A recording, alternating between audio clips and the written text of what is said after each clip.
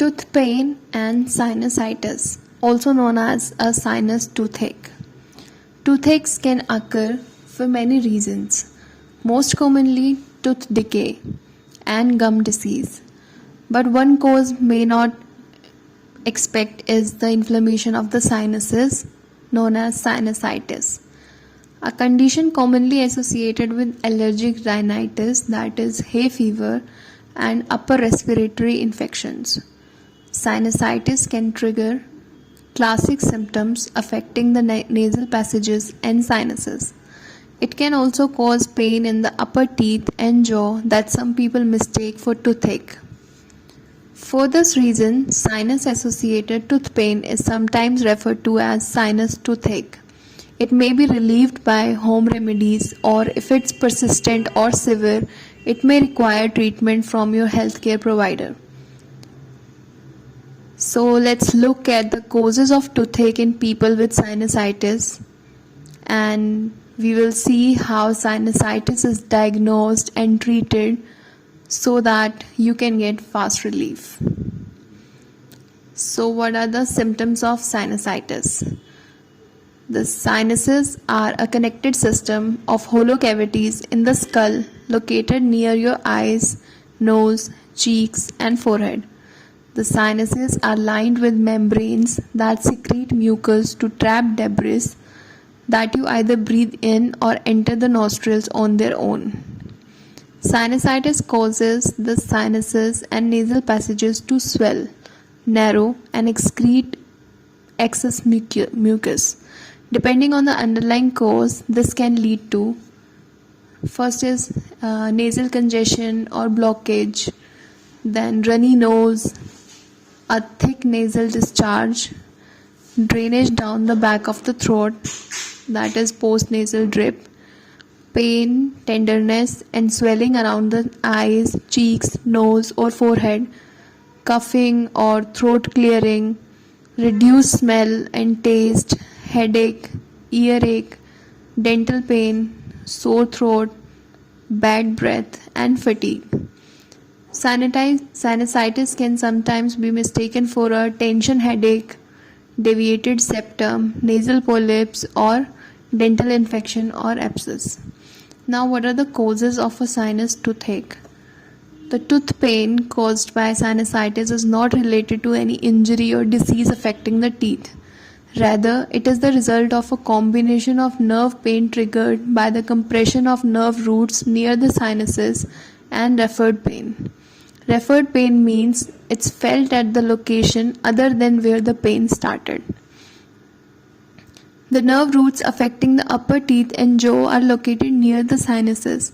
When the sinuses are inflamed, the swollen tissue can compress these nerves. This causes an aching pain in the upper teeth and jaw. The back upper teeth are most commonly affected.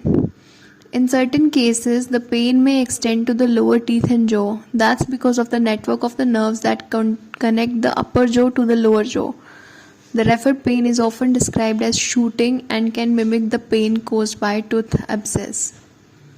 Now, how to treat a sinus toothache? If you have a sinus toothache, you don't need to treat your teeth. You need to treat underlying sinus inflammation. By relieving the pressure placed on the nerve roots of the upper jaw and teeth, the tooth pain will quickly ease. So what are the home remedies? Home remedies are like most cases of sinusitis can be treated at home, particularly those associated with allergic rhinitis or seasonal allergies. These home remedies may include, first is hydration. Drinking plenty of fluids can help keep the sinus membrane well hydrated and help thin the nasal mucus. Then warm face cloth. Applying a warm, damp cloth over your nose and eyes for 10 to 20 minutes several times a day can help ease sinus pain. Then humidifiers. The moist air from humidifier or even steam from a shower or bath can help to loosen nasal secretions and unblock the nasal passage. Then we can use medication as well.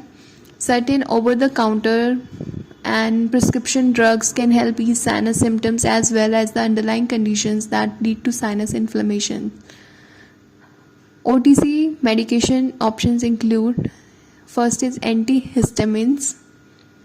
Drugs like Claritin or Allegra block the action of substance called histamine that triggers allergy symptoms. Then we can give anti-inflammatory drugs, that is ibuprofen or naproxen. They not only help reduce swollen sinus tissues but function separately as an analgesic, as a pain reliever. Then we can give like decongestants, that is nasal sprays, drops or tablets. It can help in opening the blocked nasal passages by restricting the blood flow that contributes to the swelling. Then we can irrigate with the nasal saline. Saltwater treatments help relieve swelling by drawing water out of the inflamed tissue. The saline solution can be delivered by an aerosol spray, squirt bottle or neti pot. Prescription drug options include antibiotics. These drugs may be prescribed if a bacterial infection is the cause of sinusitis.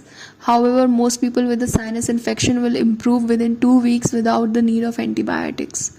Next is immunotherapy. This is a treatment in which you are exposed to gradually increasing amount of allergy causing substances, allergens, to reduce your sensitivity to them.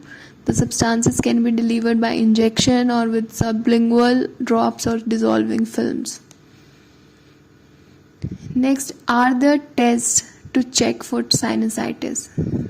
People with a sinus toothache will sometimes go to a dentist thinking they have a dental problem. When their dentist is unable to find one, they may be referred back to their primary care provider for further examination. In addition to a physical exam and a review of your medical history, your healthcare provider may perform tests to determine the underlying cause of the inflammation. This is particularly true if your symptoms are severe, recurrent, or resistant to OTC treatments. Tests and procedures are like nasal or sinus swab.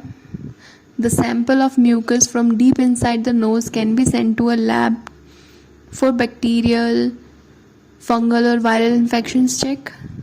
Then nasal endoscopy.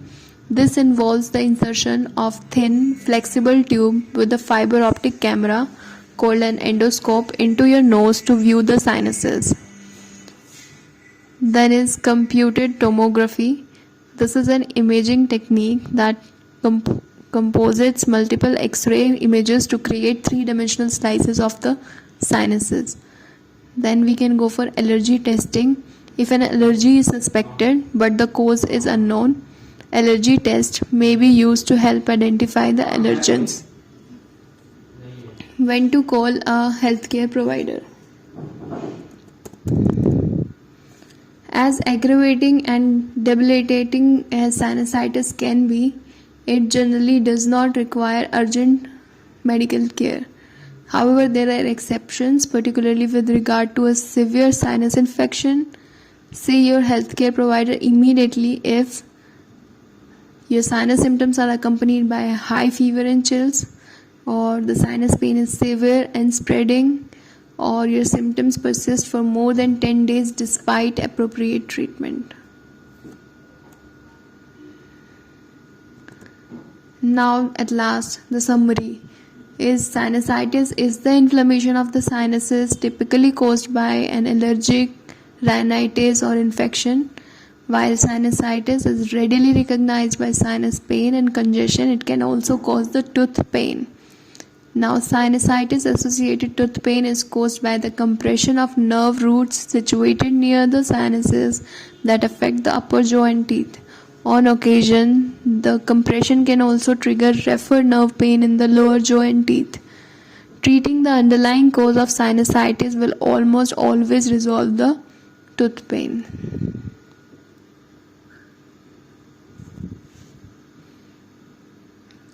So for some people, sinusitis is about more than just the occasional runny nose or postnasal drip.